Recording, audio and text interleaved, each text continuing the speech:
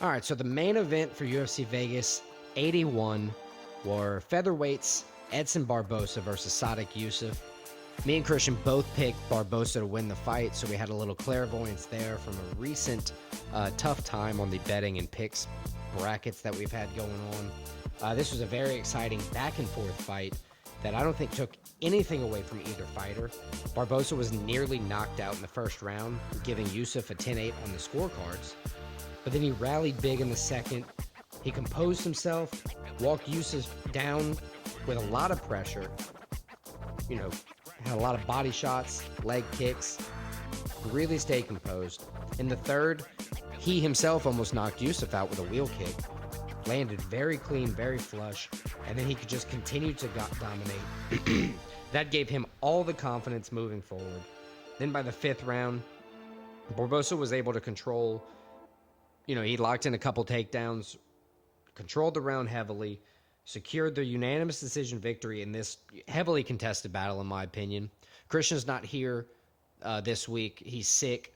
Don't know what happened to him, but that kind of is what it is. I had a few thoughts for this, kind of who's next, in my opinion. Both were already in the top 15 in the featherweight division. Either one, I think Yusuff isn't going to drop much. He might fight Giga Chikadze, maybe Bryce Mitchell, Charles Jourdain off a win. I was even thinking Alex Caceres, but he has a broken bone in his arm, so he has to recover for a while first. In my opinion, expect Barboza to be fighting, at the end of the year, probably not, but, February, March, maybe. We'll see. A less than thrilling opening to the co-main event for Jennifer Maia and Vivian Araújo. It was very cautious for both of them. They were trying to figure out timing, figure out how they were going to get their shots. I believe Araújo won the round with a few of those clean shots. Like I said, it was a round for figuring out timing, testing range. By the second, Maia really found herself having to defend submissions on the ground. And, Araújo poured on, majority of the control to win that round. And at this point in the third, Maia needed a finish to win. Araújo never in trouble. She just never needed to change her game plan. It was this judges' scorecards. She was effective in her grappling exchanges. She had well-timed strikes. She won 29-28 unanimous decision. It was a well-fought victory for her. I had Maia winning, Christian at Araújo. Vivi is probably what would have been better to have been said, since I can't pronounce any of her name. Vivi won the fight. Good props to her. She's not a top 10 fighter at this point, not a top 15 fighter at this point. It's kind of open for who she could be fighting. In that division, it's kind of a toss-up. There's a bunch of people vying for the belt. It's really just kind of left in the air to see who she's going to fight next. But with a unanimous decision, she didn't take a lot of damage. We could easily see her fighting towards the end of the year. Similar to Chris Gutierrez, Jonathan Martinez leaned heavily on his leg kicks in his fight against Adrian Yanez on Saturday. From the get-go, he immediately attacked the legs heavy, affecting Yanez's mobility, and using that really as his nod to press heavy forward. That almost was his undoing. Yanez almost caught him with a couple nasty blows in those exchanges. But Martinez resettled himself, pressed forward, effectively attacking the legs. He actually won the fight TKO via leg kick in the second round. That's really dangerous to do. He said after the fight that he wasn't very happy. He was hoping the ref would call it earlier. He felt bad. But it's very effective when the opponent's not checking your leg kicks. He did almost get caught, so if somebody doesn't get hurt bad by one of those legs, maybe he gets knocked out in that case. We'll see. I think for him, he could be fighting a Rob Font next, maybe an Umar Nurmagomedov, maybe Ricky Simon. We'll see. He didn't take a lot of damage as well, so he could be fighting at the end of the year, maybe the beginning of 2024. They did just schedule some fights for the Leon Edwards, Colby Covington 2 in UFC 296 in December. So that could easily be a fight for Jonathan Martinez to fight. Michel Pereira took on Andre Petroski. on Saturday. In his previous attempt, Pereira missed weight by 3 pounds. He was supposed to fight Stephen Wonderboy Thompson. He missed weight by 3 pounds, so he moved up to the middleweight division. That proved the absolute right decision for him. He stopped Petroski right after the first minute of the first round in his fight. He connected almost immediately with a barrage of strikes. It was a monstrous fury. I don't know why he didn't move up before. Maybe he just thought he could utilize that power in a smaller division, and for a while he could. And maybe the weight class now is just kind of ready for him to unload upon. This was his first fight in the division, so don't expect, a top 10 opponent right off the bat. He does, in the middleweight division, there is some contention.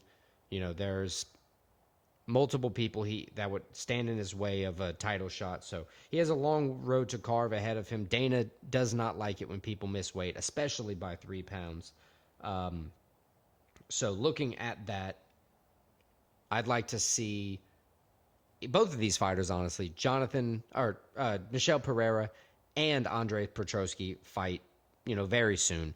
Neither one Petroski did get knocked out, so maybe he needs to take 3 months off. Maybe he'll fight February, March. But Pereira could definitely fight November, December at either the next, UFC Vegas in the Apex or UFC 296.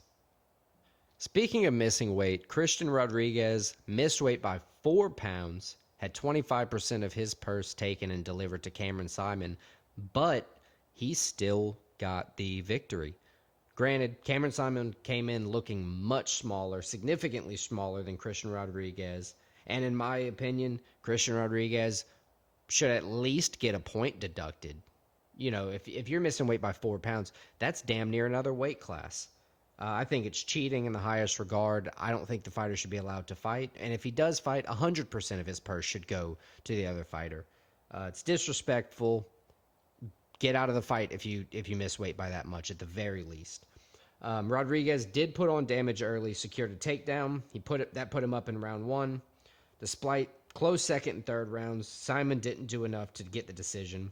Rodriguez did hold overall control, and the damage to Simon really did show by the end of the fight. It was a good fought fight by Christian Rodriguez, but it does leave you to wonder how much of that is due to the weight discrepancy. Of course, Simon gets to put on some weight after the weigh-in, but that's 4 pounds that Simon might not have even had to cut at that point. So I'd be interested to know what happens to Rodriguez for the future. ChatGPT went another stunning week in UFC, going 4-1. Christian went 1-4 in UFC picks. I went 2-3. It was pretty exciting. Edgar Charas was canceled. They had to, cancel that one last minute, so we didn't get anything kind of out on that. I went 0-5 in total bets for the week, so that's going to be fun to look at. Christian went 3-1-1 in bets. Had one canceled in the UFC, had his win, Arhuyo Maya, over. I lost UFC bet of Simon moneyline. Maybe we need to look at just placing the same picks and bets, or maybe the picks of ChatGPT as our bets to see what we can do there. For college football, I went 2-3 in picks, so Christian beat me in picks at 4-1. And for NFL, I went 3-2. Christian went 2-3. Bets, like I said, were 0-5. I thought the Oregon Ducks were going to win. They did not. I thought the USC Trojans were going to beat Notre Dame. They did not. Christian was correct with Oregon State, the Beavers money line, but his only loss of the day for betting was USC with me. He thought Caleb Williams and the Trojans were going to be able to trump the Fighting Irish. Moving on to last little 3 bets we had. My other 2 losses were Lions versus Bucks over 43.5. That was a low scoring, I think 37 or 27 point game.